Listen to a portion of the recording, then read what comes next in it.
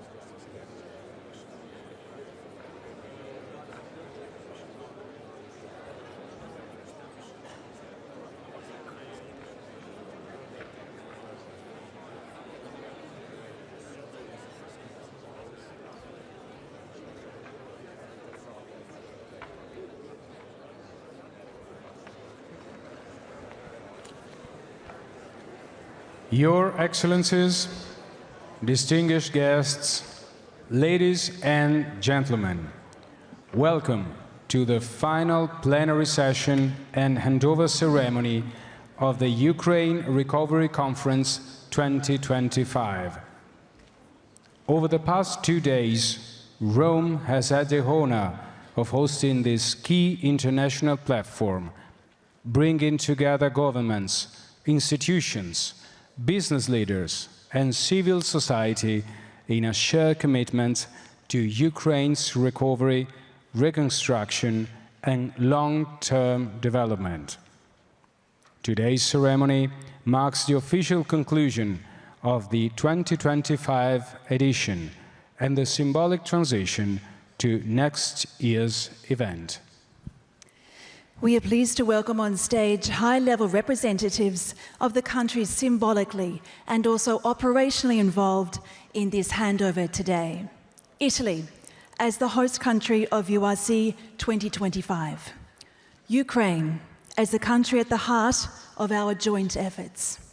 And Poland, the candidate to host the 2026 edition of the Ukraine Recovery Conference. We are honored to acknowledge the presence of the following dignitaries who are taking part in this handover ceremony.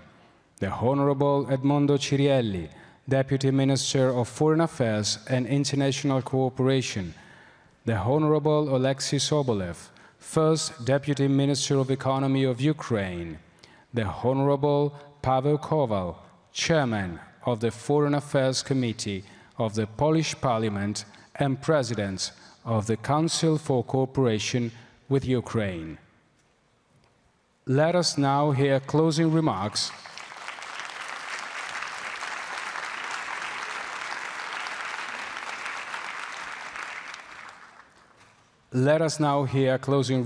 from each of the representatives, beginning with the Honorable Edmondo Cirielli, Deputy Minister of Foreign Affairs and International Cooperation of Italy.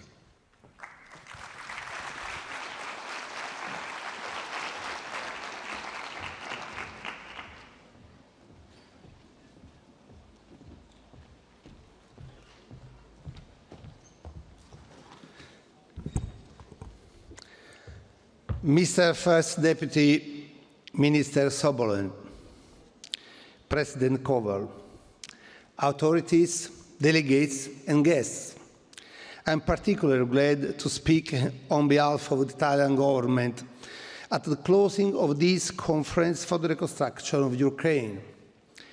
It has been an event that brought together representatives from 17 countries and 45 international organizations, hundreds of civil society and local government representatives, and above all, from the business sector, whose presence numbered in the thousands. More than 200 agreements were signed, 40 signed just by Italy. Such a large and qualified participation underlines the extraordinary interest that Ukraine and its recovery process generate on the political, economic and social level. Referring to words of President Meloni yesterday, from the very first day of the brutal, illegal and unjustified Russian armed aggression, Italy has stood by Ukraine and will continue to do so. This is a rewarding result that has confirmed existing collaboration and paved the way for many others that we hope can develop successfully in the months to come. New financial commitments amounting to the 10 billion euros are a tangible sign of the support that the international community wants to reaffirm towards Ukraine. We show that strong and principled political commitment can go hand in hand with pragmatism.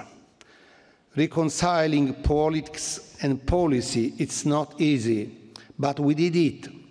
We are doing it in the face of the adversity. We show that investing in security also means leaving no one behind. That security means also investing in pediatric hospitals, in irrigation, in railways and electricity, in housing school system and satellite technology, in the rehabilitation of war veterans and the restoration of cultural heritage. Among others, Italy has implemented much of the commitment announced last year in Berlin, launching as well new tools that involve our main institution for cooperation, concessional finance, support for exports and investments. In particular, I wish to highlight the bilateral memorandum of understanding on facilitated finance and the launch of the new European flagship fund for the reconstruction of Ukraine, promoted by the European Commission, which we have joined with France, Germany and Poland. All of this hoping that we will soon reach an end of hostilities and start a process of peace, no matter how complex and difficult. Italy's commitment will continue alongside international partners with whom collaboration has been further strengthened in these 2 days. I would also like to say that the URC does not stop in Rome, of course. We have thousands of follow-ups to be done, but more importantly, there is a strong candidacy for hosting the URC next year from a country which is close to my heart and that I also visited recently.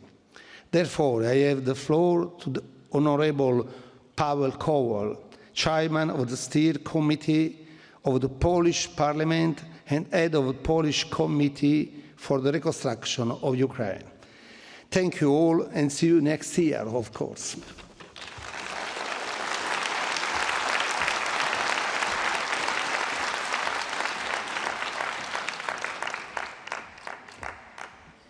Thank you, Deputy Minister. It is now our pleasure to give the floor to His Excellency Oleksiy Sobolev, the first Deputy Prime Minister of the Economy of Ukraine.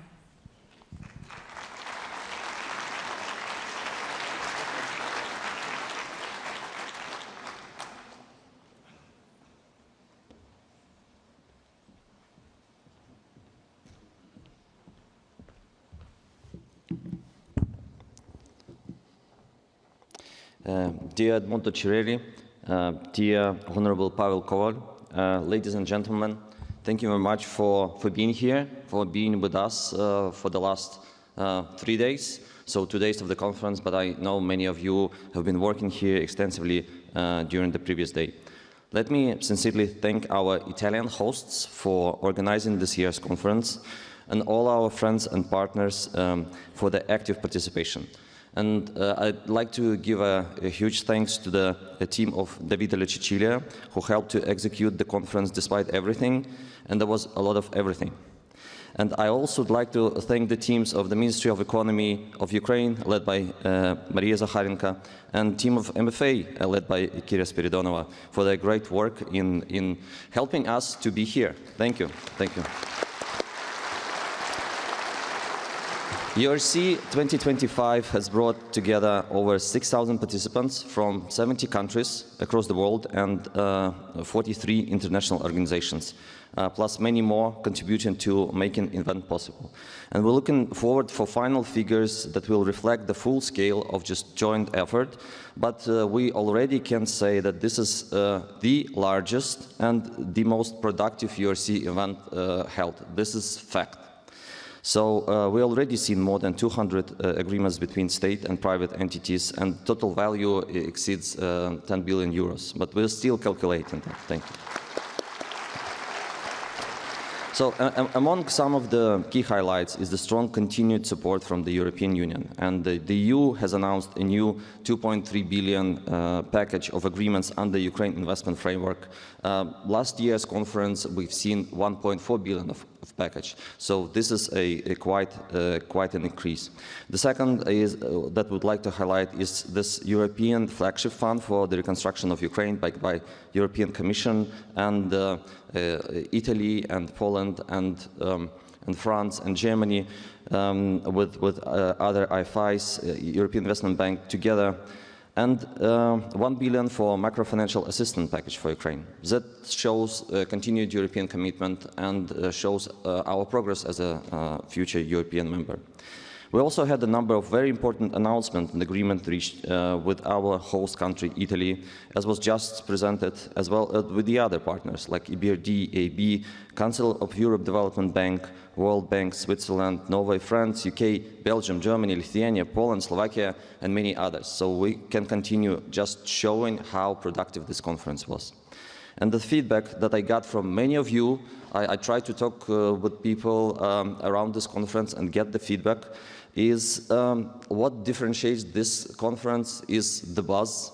Many people cited the buzz. Maybe it's the buzz of Italian summer, but maybe it's the buzz of the business fair below. Maybe it's the buzz of Recovery Forum.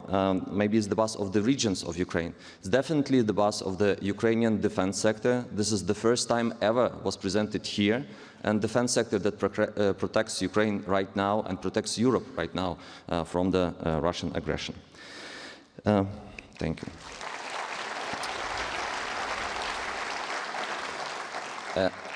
I'd like to also point that many people highlighted the more extensive presence of our US partners here. And I think during this point in time, this is also very present and sends a really great signal. And this is a powerful signal of trust in Ukraine and our shared recovery agenda. So closing this year's conference, I can assure you we're already starting preparation for the next URC, and as was just said, following up on the many agreements and commitments. I think you and your organizations are trying to do that as well, aiming at making it even more productive next year than this one. And we welcome the fact that Poland is among the countries that are ready to host the future URC, and this is a strong gesture of solidarity. So thank you once again. Slava Ukraini. See you next year. Thank you.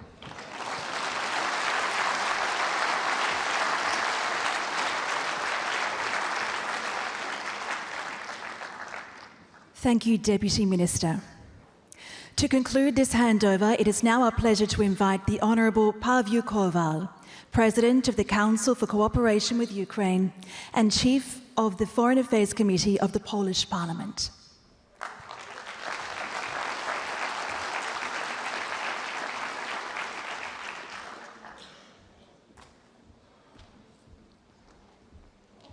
Colleagues, ladies and gentlemen, dear Edmondo, Davide, Alexei, I would like to congratulate the organization of the huge holistic political event. I would like to congratulate you, especially the serious political impact of this year's URC conference.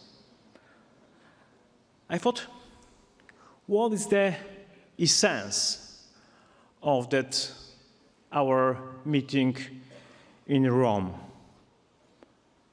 And in my opinion, the essence is that the West, in the birthplace of the West culture, in Rome, demonstrated unity.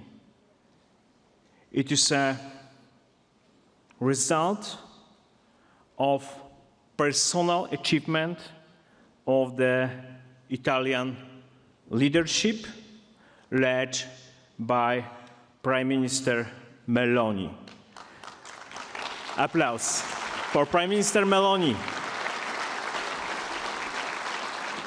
That was exciting yesterday to sit at the same table and spoke the same language with the Americans, Brits, Canadians about the future architecture of world security. It was, ladies and gentlemen, a conference about recovery, but not only. But it was also a conference about the future shape of European security. Few words about next year. We dream. We dream of opening a new chapter of European history.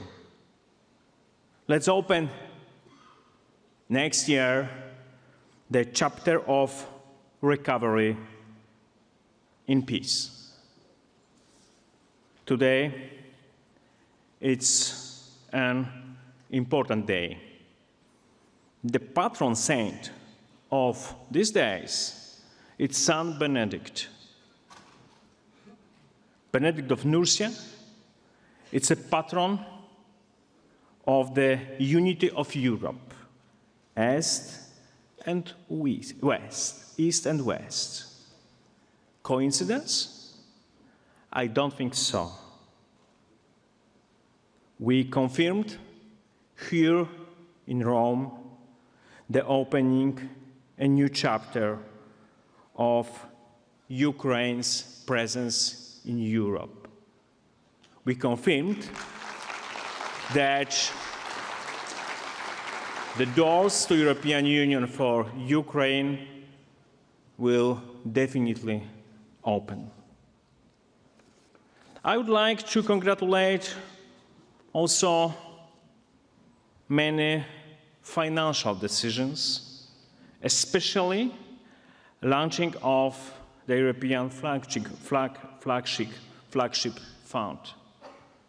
I'm proud, I'm personally proud that Poland was among its creators. Their minister, their Davide, their minister Alexei. Poland was the first to help Ukrainians after all-out Russian invasion 2022. As said, President Zelensky is Polish parliament. I remember kind of humanitarian uprising in Poland to help Ukrainians on the border, to invite Ukrainians to our homes, to be ready to help in any case. Ladies and gentlemen, Poland is ready to support recovery processes in Ukraine and also to organize the next Ukrainian Recovery Conference. You are all invited to my beautiful country, to Poland. Thank you so much.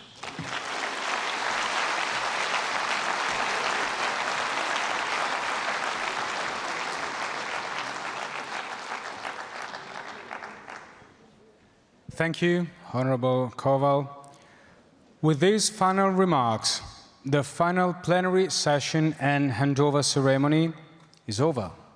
With this handover, though, the journey continues. We now pass the torch to next year's edition, confident that the Ukraine Recovery Conference 2026 will build on the foundations laid here in Rome, with renewed energy and collective resolve.